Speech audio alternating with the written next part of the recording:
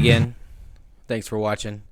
Before we get started, I like that new little intro song I found on YouTube's free music list, which was great. Didn't cost anything, but I did mess up the name. I think I said Jason on the previous recording, but it's actually Josh Lippy and the Overtimers, called Big Al's. Cool little song. I like it. Towards the middle, you get a bunch of hi-hats, so cool. But anyway, back to the topic at hand. How social distancing is going to affect the hospitality and specifically the restaurant industry, but you can apply that elsewhere. And again, who's this for? This is for owners, operators, managers, anybody behind this, or anybody with decision-making capability right now. But then again, you've also got the staff who needs to be able to make decisions about what to do. And ultimately, someday, depending on what state or situation you're in, the guests are going to need to make that decision. Or they're not going to have... Somebody's going to make that decision for them, clearly, is what it looks like. Next time they want to go out, there might be fewer choices, basically, is what I'm getting at, and it's what we're seeing. So for the staff who may not know why you're not going to be returning back to work, or again, for the guests, it's not our fault, folks. It's not, but you'll see. In most cases, I should say, if you're responsible, maybe you got a leg up. But before we get into what's to come or what could possibly happen and that sort of thing, I obviously want to lay the groundwork, talk about who the players in the game are, and kind of set a foundation by talking about the different types of restaurants. But even before that, I think you have to have at least a small discussion about the different types of ownership, because owner X, A, B, and C might operate, model X, Y, and Z differently, and there's different combinations of all those. So you got a lot out there. In terms of types of owners, everybody probably, when you see a national chain, you think of like a large corporation, board of directors, publicly traded on the stock market. CEO makes, X amount of money and blah, blah, blah. And that stuff exists, obviously. But those board of directors are designed to, navigate the economy, the business. So they, in a certain way, well, not in a certain way, in a lot of ways, they have a leg up in terms of their decision making tends to be more of like a democratic or a collective decision, as opposed to, just a single operator owner, which obviously that's the other end of the spectrum, from corporate publicly traded boardrooms to private mom and pop restaurants, is going to be the other end of that spectrum. So maybe this is kind of for those folks at the other end of the spectrum, those locally owned restaurants that you might not be privy to the types of conversations that are being had in a boardroom. But maybe I can share some of that, because that's kind of, not to say I came from a boardroom, but I came from that type of business model, where that's the type of thinking that, mentality that takes place. So they're just kind of set up to survive a little bit better, because they're a little bit more careful, I guess is the best way to put it. Excuse me, Rona. But then you see those national chains, those national brands, out there, whether it's Applebee's or McDonald's, or even like Holiday Inn, if you want to dip into hotels. In a lot of cases, those are franchises, and they can be owned by a corporation that might have a franchise rights or agreement with that company, where they, operate within a particular state, a region, a couple states, tri-state region, or whatever the case may be. But then again, that franchise might be owned by somebody in your neighborhood too. You never know. It could be kind of a mom and pop, quote unquote, a small business, but still using that national recognized name. Obviously there's fees associated with that, but it's not necessarily part of the big conglomerate corporate entity that you think it might be. So I think that's a misconception in this industry. You got a lot of partnerships out there, and maybe it's a capital group with a chef or something like that. That's fairly common in a lot of startups and stuff like that. And I would assume, I can't say this for fact or certainty, but the guy from the Joe Rogan podcast, Adam Perry, that I saw referenced in the previous program was, maybe I shouldn't say was, could potentially be in that scenario. And the only reason I say that is because a lot of chefs come out of, it's a blue collar job. You don't usually come out of that with enough cash to start your own restaurant. So a lot of times they have help, and that's great. They get to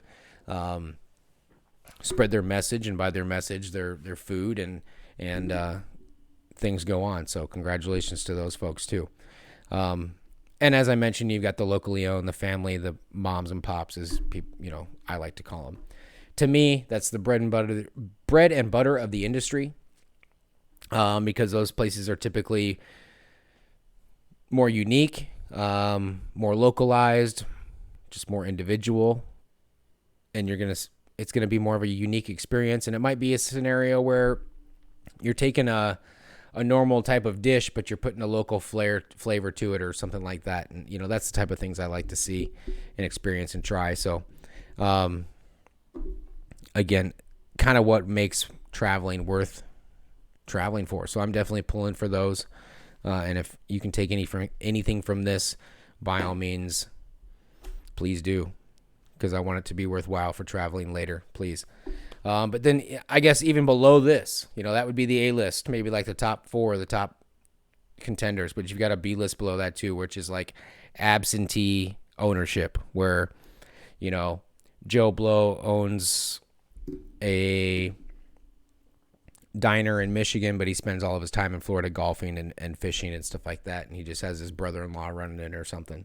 Obviously that's another type of ownership, realistically. And then you've got the dreamers, what I call them, at least. And that would be, they make the B list because these would be the inexperienced people who just kind of, maybe they're retired and had a chunk of money and they want to start a restaurant and they have no idea what they're doing, or, there's lots of scenarios like that, but that's, I guess, the most stereotypical one you can think of. So they're out there too, just so you know. But in terms of different types of restaurants, you've got, in my mind, maybe 4 main players in this. There's a 5th one here we'll talk about too, but that's something that's kind of been up and coming over the last maybe decade or so. But excuse me, Rona. If you look around and see who's probably doing the most business, most volume right now, it's going to be your quick service, your fast food, your fast casual restaurants. The ones that are already kind of designed for this type of environment, whereas a dining room may not be their biggest source of revenue. Okay? Sure, they might have one, but it's not their primary source. Or it may not appear to be that way. And this could be anywhere from, again, like McDonald's. I think Panera Bread has positioned themselves very well for something like this. They've seen the trends shifting from dining in to carry out, and they've streamlined that aspect, whether it's getting an app or, working with the third-party delivery companies better. And again, Panera's even in some markets, I don't know if it's national or not, but some markets I've seen them doing their own deliveries. So they're on top of it. Chipotle comes to mind as another one that, looks pretty strong in this going forward. But then again, you got even just as simple as like the pizza world, where you can have polar opposites. Again, you can have a national chain that's owned by and ran by a board of directors and publicly traded, or a pizza shop franchise from a national brand, or a local, one-off individual family-run Italian restaurant or pizza shop. So there's lots, just to give you examples. A lot of variety here. But yeah, it all comes down to where your revenue lies. Is it in the dining? Is it in the delivery? Is it in your drive-through? Whatever. So look at who's successful now, and look for ways possibly that you could mimic that, is my advice going forward. If you're in any of these other categories, especially. But you get into the next step is when you start, getting into dining rooms. So full service, table service, casual dining, that's a huge chunk of the industry, or a big segment here.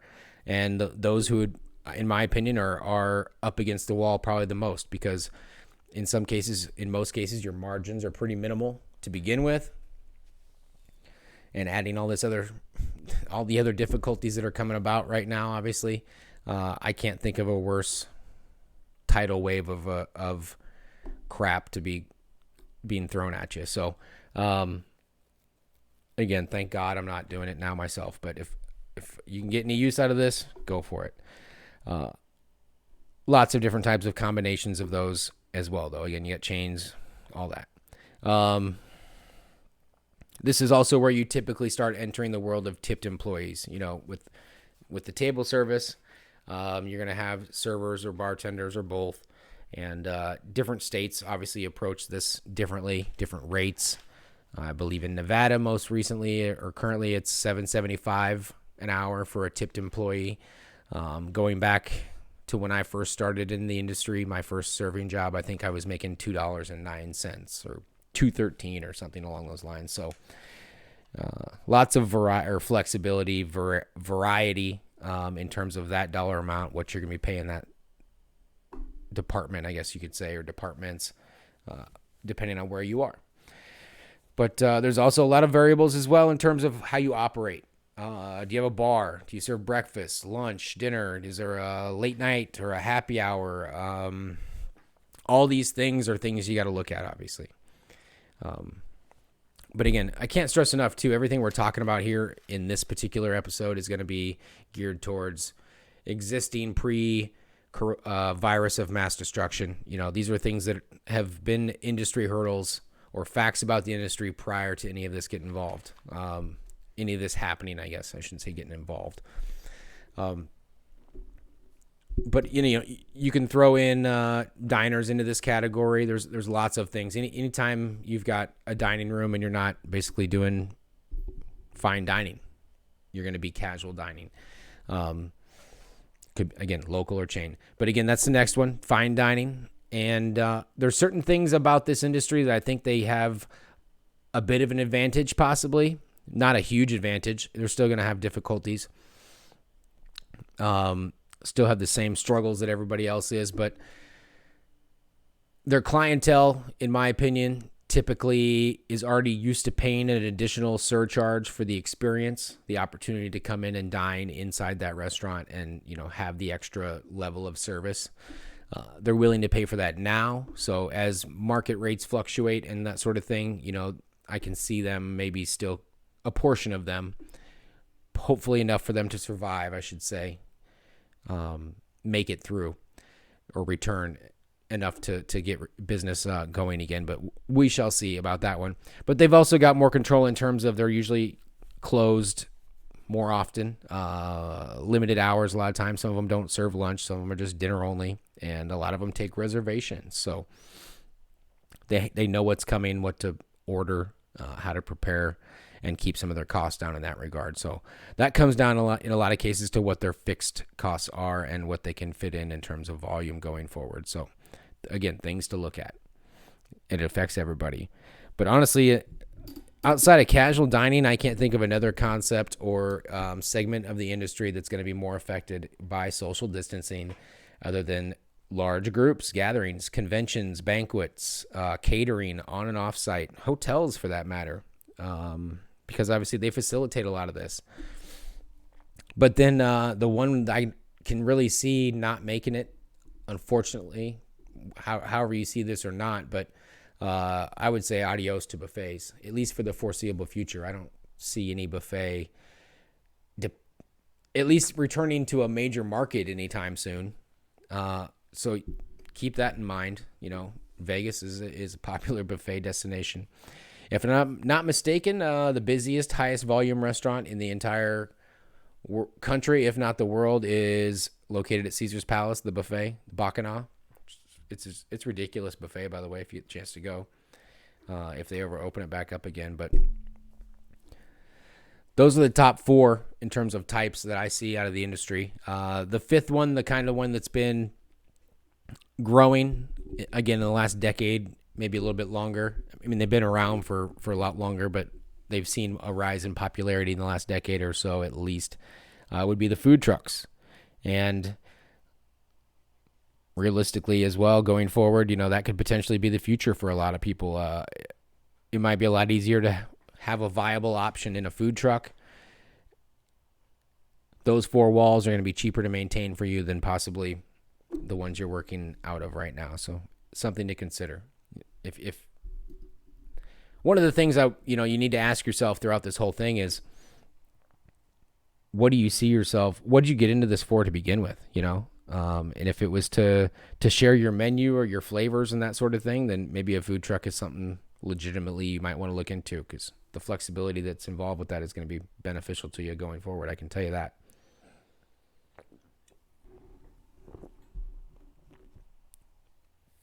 Again, moving on. The other thing I wanted to talk about was, we've talked about the types of restaurants, types of owners, but let's talk about why they fail. And again, these are things, elements that existed long before we had any type of shelter in place or lockdowns or all this additional guidance or regulations we've been seeing. So keep in mind too, and I don't know if a lot of people realize this, but the restaurant industry in particular, but any type of hospitality or food service, is a highly regulated industry as it is. Sure, stuff slips through the cracks, and there's food outbreaks. A lot of times that comes from the supplier, not necessarily from the individual restaurant. But you see the salmonella stuff coming around every once in a while, and recalls and stuff like that. But that happens in grocery stores and other. We're dealing with the public. So obviously health has always been a big concern in this industry. There's always been a lot of guidelines. So to have all this thrown on top of it, it's kind of it's just insult to injury, I guess is the word I'm looking for, the phrase I'm looking for. I don't know if that's the appropriate one, but it's kind of how it feels. You've already kicked the door in and told it to shut down. And then now if you want to open back up, you got to jump through these hoops. To me, that's insult to injury. But why restaurants fail? This is something that's been going on forever. It's not new. This isn't anything that's happened because of this. But statistically, this is something that was going back to that Lightspeed article. Let me see if I can pull that up here.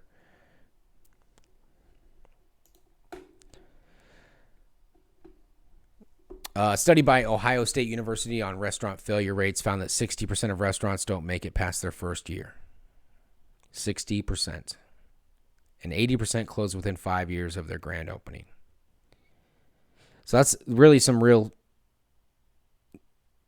statistics to think about. And those are under normal circumstances. 60% don't make it through the first year. And then the last 4 years, or the following 4 years, you've got a 20% chance of making it after that. So pretty bad odds in terms of being a successful restaurateur to begin with. So now let's add this other stuff. That's basically what we're going to talk about here ultimately. But seeing those statistics brings me, again, I've mentioned on the previous episode that, how I got into this industry and what caused me to do that. And I remember it just brings up a quick little story about I had known that I wanted to do it for a while, and I remember being like maybe 16 or 17, something like that. And I was I was installing a volleyball net or a court in the yard with my dad, and I kind of just casually brought up, I'd like to maybe go to college and study restaurants or hospitality or whatever. I don't even know if I knew how to phrase it at the time. And without skipping a beat, he immediately said, "Why? You need to learn how to fail." And I've laughed about it a lot since. Obviously at the time I was kind of taken back by it, but after learning more about the business, it obviously makes sense, and I've laughed about it a lot. And he wasn't saying it to be cruel or mean. He was saying it because that's the simple facts. 60% don't make it the first year. 80% fail after that. So the odds are not good. But this list, it's got the 12 items of why restaurants fail. So let's take a look at that. Number one, I don't know if these are weighted or this is, has any, these are in these numbers or numbered this way for a particular reason. But number one says lack of vision. So obviously you need to have goals. You got to have goals. You got to have a vision in mind of what you want your place to look like, what you want it to taste like, and realistically what you want you want the guests to feel when they come in. And it's up to you to create that whole environment. And if you don't have that, you're just like, we're just going to make corn dogs and French fries. How long is that going to last? You got to have a vision, goals, or at least some balls. Number 2, not enough industry experience. And I think this is huge. And this kind of goes back to what I was talking about, the dreamers. This would be a big one for them, or all types of owners. There's different people get into this for different types of reasons, but not having the experience, knowing what to expect or how to control these costs realistically is what's going to kill most people. And it can get away from you very, very quickly. Because people get into this industry thinking, oh, a restaurant is great. Your margins are incredibly small. A good profitable restaurant might clear 10% profit, 10% off of however many thousands or hundreds of thousands or millions of dollars they're doing annually. So you decide if that's worth it to you too. Excuse me, Rona. Number 3, not enough operating capital. And again, studying this in school, we were always taught you need 3 years of operating capital before you would even begin to start a restaurant and open. And what I mean by 3 years of operating capital, that's what it would cost to run your restaurant for 3 years without ever selling a single dish. And I know that sounds crazy, but look at the statistics. 60% the first year, 80% within 5 years. I guarantee a lot of that had to do with operating capital. Why do you go out of business? You run out of operating capital. It's pretty straightforward. So the 3-year rule was always what we were taught. You can see it applying. Apply that to however you want into this. Number 4, poor location. That should be a no-brainer. Location has been drilled into everybody's head for God knows how long, and I'm not even a real estate agent. But I'm not even going to explain that. You got to have it in the right location, or at least a location where people are going to go buy it, for God's sake. Number 5, and I think this one's pretty important too, and this kind of goes back to number 2, the industry experience, but not knowing the numbers, not knowing how to evaluate your numbers more specifically, it'd be what I would add. If you don't know what your plate cost is, and I don't mean the actual physical plate, yes, that's important, but what it costs to put the dish on the plate in terms of real dollars and cents, whether it's just the food cost, or if you want to incorporate everything, the labor, the cost of the dish or the plate itself, your rent or whatever, you can apply all that stuff to it, but you got to at least know what it costs, food cost wise, to produce the dish. Because realistically, it's not like people just get lucky in this game. You set out to play restaurant and you think you're going to be a big winner, and again, 80% of you are not. So not knowing the numbers obviously is a huge factor. I can't stress that enough. And that applies to any business. I don't know why people think they can get into the restaurants and not understand how to operate one. Start with a lemonade stand and work your way up from there. That would be my advice to those dreamers. Number 6, ineffective menu pricing or planning. And again, this comes back to knowing your costs. If you don't know what the dish costs to put it on a plate, if you don't know what the cost is to have somebody cook it for you, produce it, and everything else that goes along with it, then how are you going to plan the menu and not make the menu? Well, one, obviously leave yourself enough cushion or profit to be profitable, but how do you do that without offending the customer or the guest and make it worthwhile? You can't be having overly priced food just for the sake of guessing. And you can't be giving it away either. So there's some formulas to that you got to work on, but that you can find out there. But number 6 too, again, ineffective menu pricing and planning. When I think of, I don't want to pick on cheesecake necessarily too terribly much, but I will.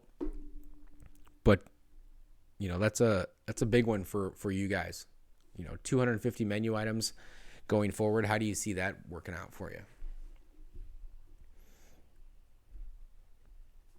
Number 7 is probably the biggest one on the whole list. And this is, another thing that we talked about in school when I was learning all this, but failing to adapt. This industry has been one that you've had to adapt to,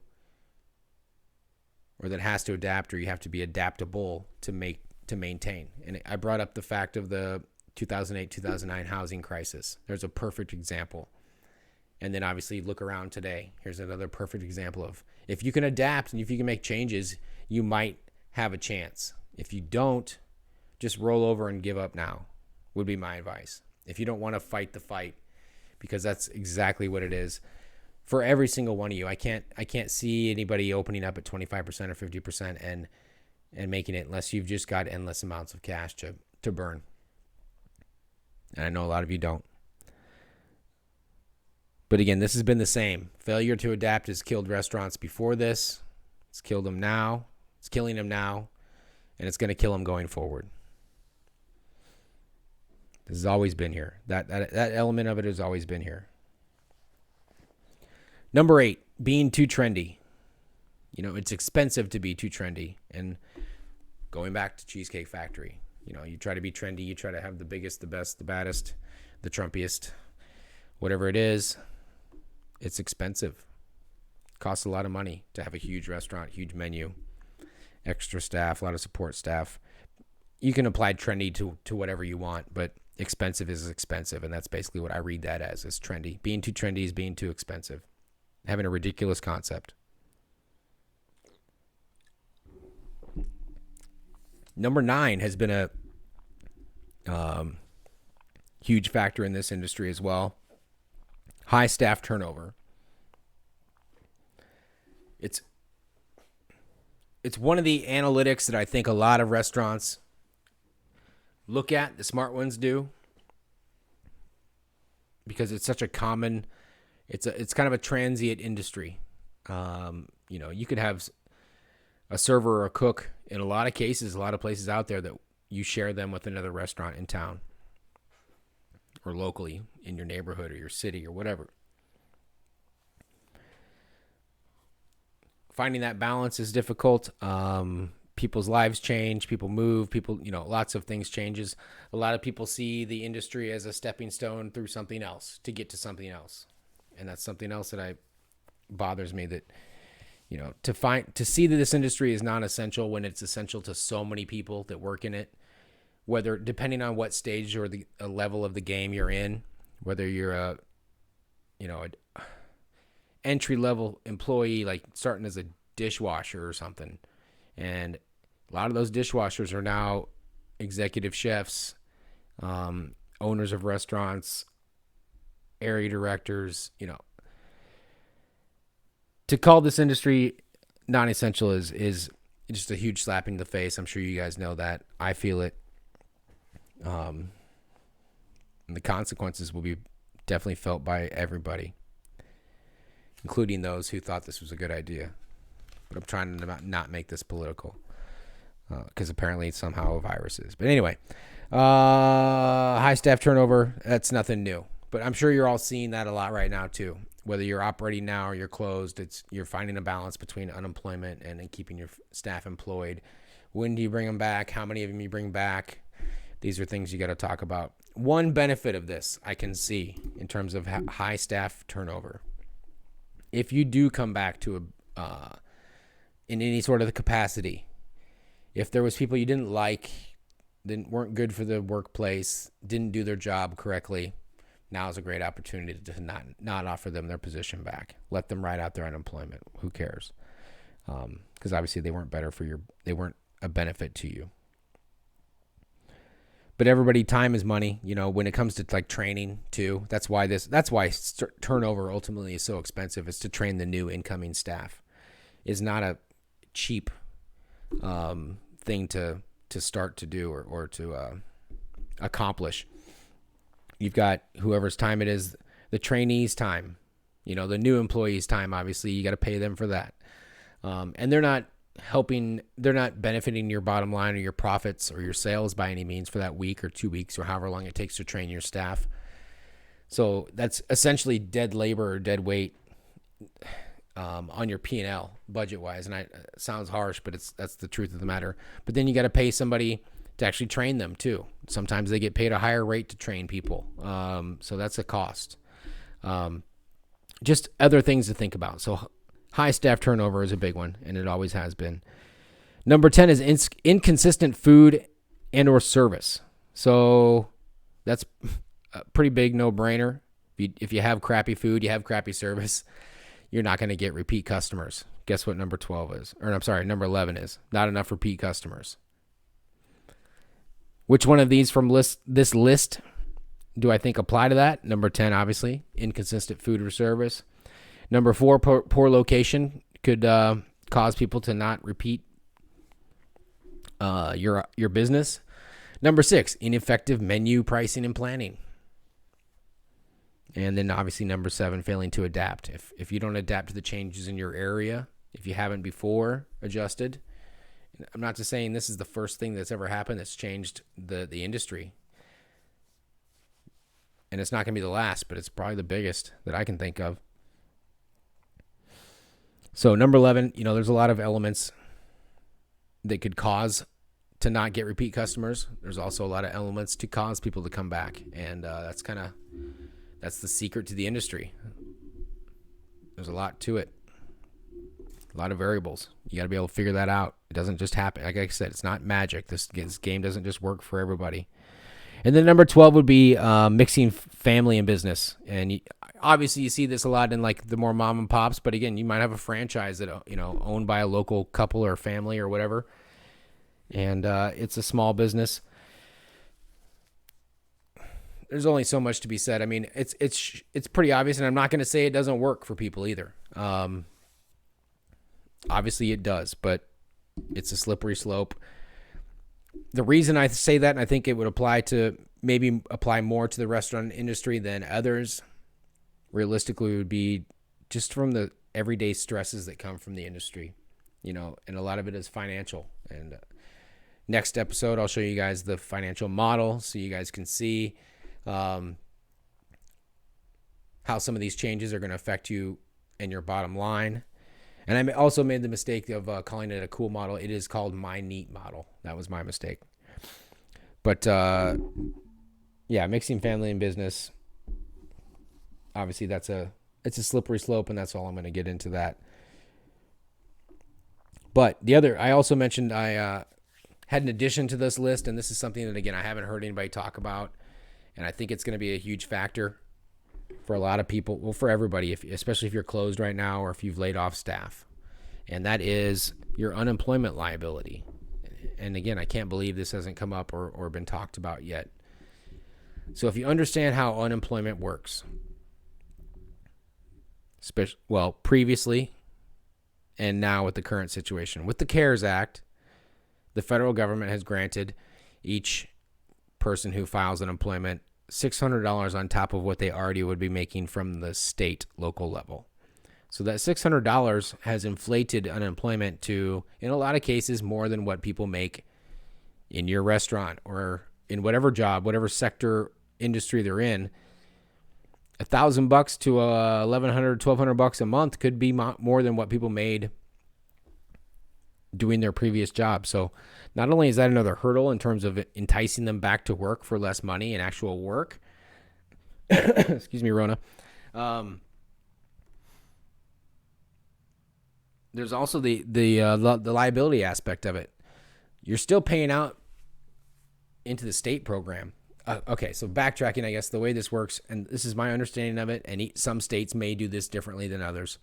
It might not be consistently across the board, but my understanding in the states that I've worked in is, I believe the figure is once you've had or paid an employee more than $1,500 or a certain amount of hours, you're required to start paying additional payroll tax on behalf of that staff member to build your account, your unemployment liability insurance account, within the state coffers of whatever state you're in. And state coffers is basically just a holding account for everybody. So when somebody gets laid off or is terminated and it wasn't deemed to be any choice of their own, they had no control over it, So again, if you quit your job, you don't get unemployment. That doesn't change. If you get fired for no reason, you do. If you get fired with cause and they can back it up, you're not going to get unemployment. But obviously, the governor coming down and saying you got to close your business is without cause. So everybody's going to get that's laid off right now or furloughed is obviously going to be entitled to unemployment. The federal portion, the 600, and the state portion. And the state portion typically, again, if my understanding is correct, is about 40% of what they made previously over an extended period, an average over the course of like 6 weeks or 12 weeks or whatever the case may be.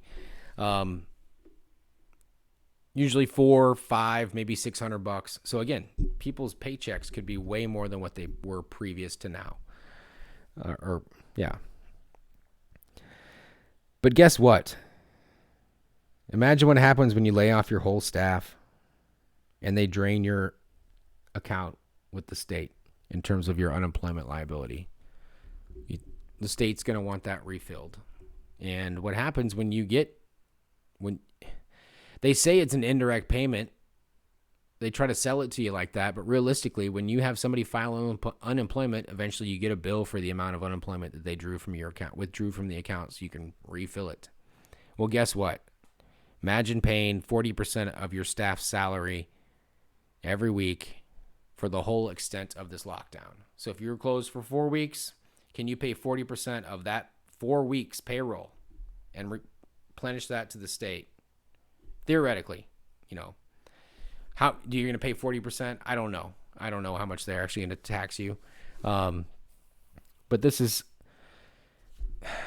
going to be an issue that a lot of people aren't thinking about or talking about. And if they are, I'm not hearing about it. So something you got to think about, or obviously all of these things are things you have to think about.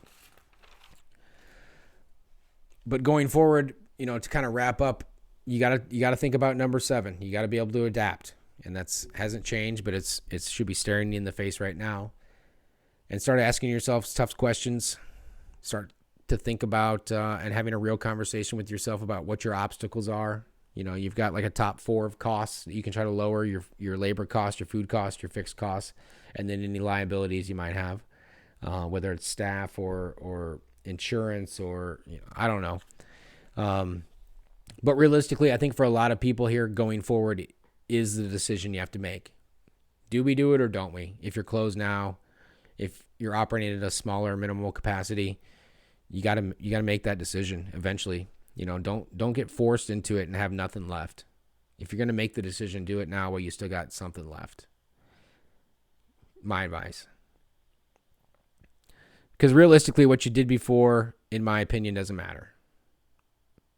The hopes of wanting everything to just flip a light switch and it comes back on just like it was before is not going to happen. That light switch isn't going to work. You got to rewire it. You got to follow the cord up the wall and possibly all the way back to the circuit breaker and see what happened to it. Get out your little testers and start testing stuff. You can't expect it to be like it was. And, there's a lot of elements to add to that, but again, I don't want to talk to you guys forever. We're going on 40 minutes. But yeah, if you're thinking about reopening, it's basically going to be a new grand opening or a soft opening, and if you want to go back to those statistics, how many people make it after 5 years of their grand opening? 20%. No model is 100% safe from this, but acting now will determine your future. A couple things to look at, I guess. One model or one company that I saw recently in the last couple of years that if you want to do some homework or some research, I guess, if you look at what Pizza Hut has done or what they announced they were going to do about 6 months to a year ago, closed down a lot of their dine-in restaurants and switched to more of like a strip mall delivery carry-out type of model. Fast forward a year and a half or 6 months to a year and starting to make a lot of sense. So something to think about. Obviously, you got the third-party delivery thing, how they play a factor, or how they fit into your model now, and how you can get them involved if you have to, or whatever. But you really, I think you have to ask yourself why you got involved in this industry in the first place. And again, it's different for everybody. I like to think of it or call it the land of misfit toys because it's always been an interesting collection of people. And to kind of touch on what I was talking about before, for somebody to deem this industry essential or non-essential is completely disrespectful, in my opinion. Because where was that person 2-3 months ago when they were sitting in a booth and they needed a refill or a beer or their steak wasn't cooked perfectly or they needed their check or a to-go box? I bet you that was pretty damn essential for them at that point. But giving people the opportunity to provide for their own families without having to take a government handout apparently isn't. So sorry to get grumpy.